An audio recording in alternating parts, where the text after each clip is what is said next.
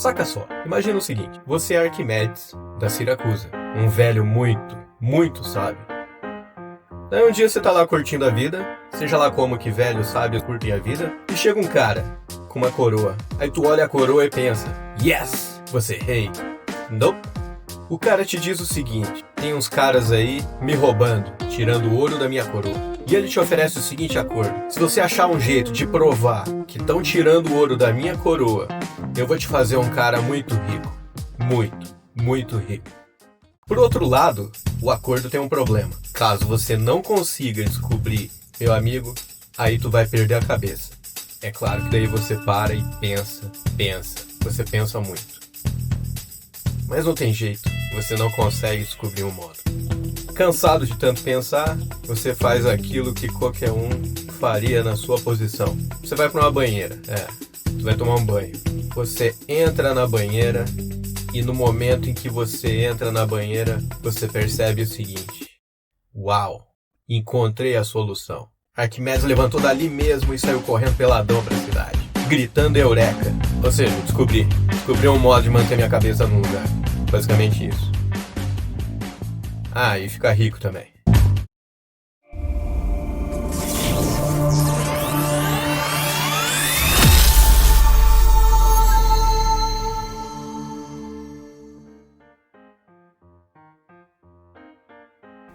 Ok, vamos lá.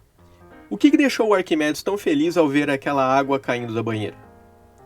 Ele percebeu o seguinte, para a gente entrar na água, antes a gente tem que remover um volume de água igual ao que nós queremos ocupar. Após remover esse volume, é que nós entramos. Mas ele percebeu uma outra coisa, que ao tentar entrar na água, nós sentimos uma resistência. Essa resistência é chamada hoje de força de empuxo. É uma resistência feita pela própria água. E aí que está a segunda coisa que o Arquimedes percebeu. Ele percebeu que essa força que nós sentimos ao tentar entrar na água é igual ao peso do fluido removido. Muito bem, então antes de colocar um objeto lá dentro, vamos pensar um pouco nessa quantidade de fluido que tem que desocupar o lugar para que um objeto entre no fluido. Então perceba o seguinte, esse fluido removido tem uma certa massa, vamos chamar de mF, a massa do fluido, e vamos aplicar a segunda lei de Newton a essa massa. Ok, o que é a segunda lei de Newton? Ela diz que a força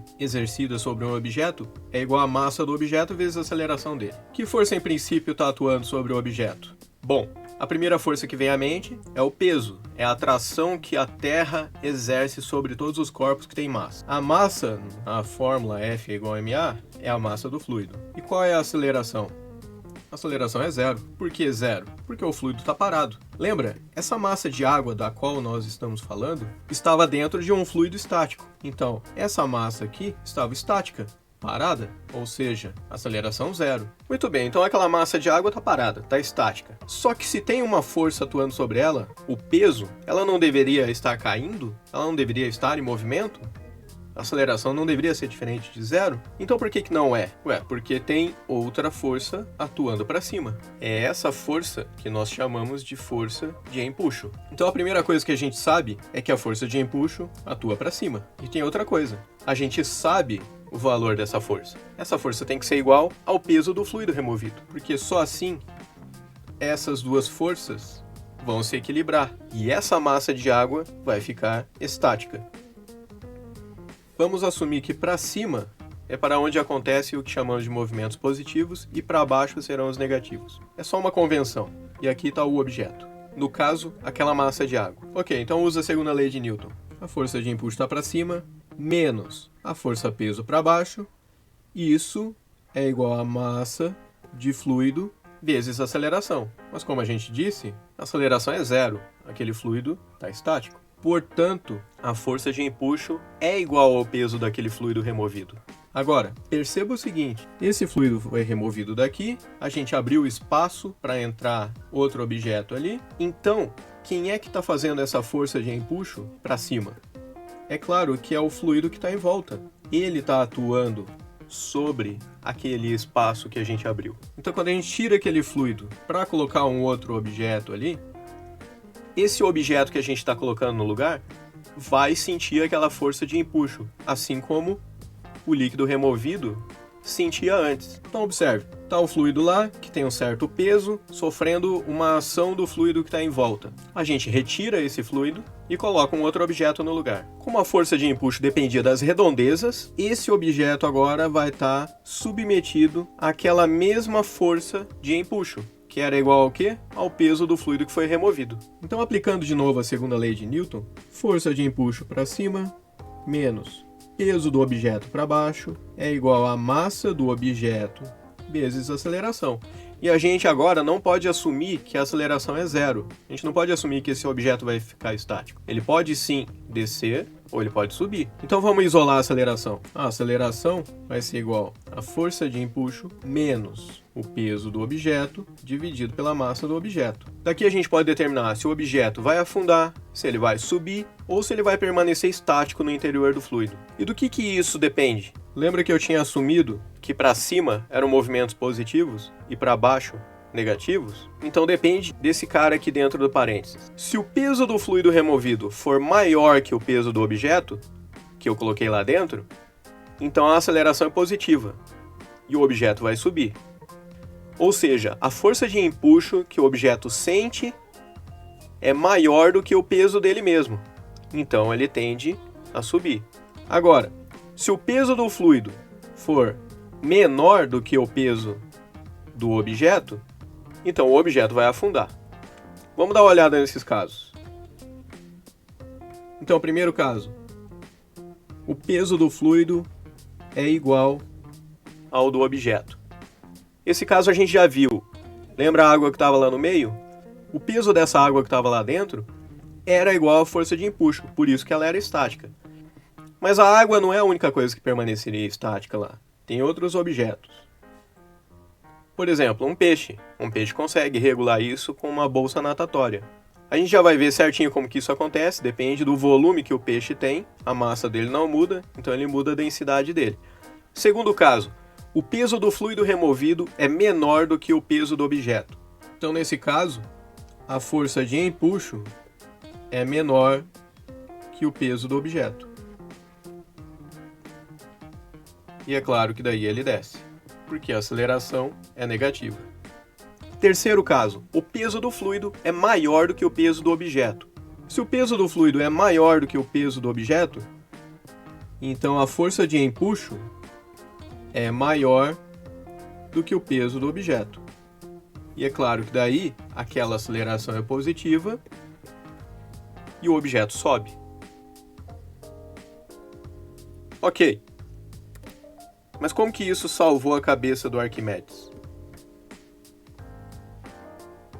Tudo que eu falei até aqui está relacionado a um conceito chamado densidade. O que é densidade? Densidade é a massa do objeto dividido pelo volume que ele ocupa no espaço. É por causa da densidade que você pode pegar objetos que ocupam volumes muito diferentes no espaço, mas que têm a mesma massa. Então, por exemplo, se eu pegar um objeto muito denso com um microscópio, eu vou ver que as moléculas dele estão muito juntinhas. Elas ocupam pouco espaço, enquanto que um objeto pouco denso vai ocupar um volume muito maior, porque as suas moléculas estão mais espalhadas. E foi esse conceito que o Arquimedes usou na coroa do rei. Na história completa, o rei levou ouro para um ferreiro para fazer a coroa dele. Mas parece que algumas fofocas chegaram aos ouvidos do rei de que o ferreiro substituía parte do ouro que ele recebia por prata. Se ele fizesse isso, a liga de prata com ouro fica muito parecida com o ouro puro. E é justamente aí que entra o Arquimedes. O rei queria que o Arquimedes bolasse um jeito de pegar o ferreiro com a mão na massa. Então olha aqui, o ouro tem uma densidade de 19,3 gramas por centímetro cúbico. E a prata tem uma densidade de 10,5 gramas por centímetro cúbico. Digamos que o rei levou 1.000 gramas de ouro para o ferreiro. Que volume que essa quantidade de ouro ocuparia? O volume vai ser igual à massa dividido pela densidade. Então, no caso do ouro, 1.000 gramas de ouro dividido por 19,3 gramas por centímetro cúbico vai dar um volume de 51,8 centímetros cúbicos. Digamos que o ferreiro tenha substituído 30% do ouro que ele recebeu por prata, que é mais barata.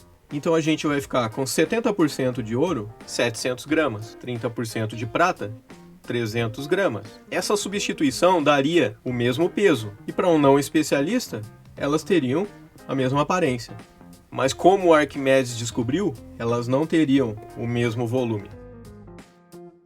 Então o volume total da coroa seria o volume do ouro mais o volume da prata. O volume do ouro é dado por 700 gramas, dividido por 19,3 gramas por centímetro cúbico, a densidade dele. Mais o volume da prata, que é 300 gramas, dividido por 10,5 gramas por centímetro cúbico. Resolvendo isso, a gente tem 64,8 centímetros cúbicos, enquanto que o volume da coroa pura de ouro seria 51,8 centímetros cúbicos. É claro, a prata é menos densa do que o ouro, então ela ocupa mais espaço. É por isso que essa coroa aqui está ocupando um volume maior do que a coroa pura. Isso dá uma diferença de 13 centímetros cúbicos, algo que Arquimedes poderia medir. Como? Arquimedes vai precisar de um tanque d'água, uma corda e a coroa. Ele mergulha a coroa na água, ele pode usar ali uma régua para medir o quanto esse nível da água vai subir. Lembra? Essa diferença de nível me dá o volume que aquela coroa está ocupando. É o volume de água que ela teve que remover para entrar no líquido. E foi assim que Arquimedes salvou a própria cabeça e ganhou também fama e um pouco de ouro dele mesmo. Então é isso aí, galera. Abraço e até a próxima.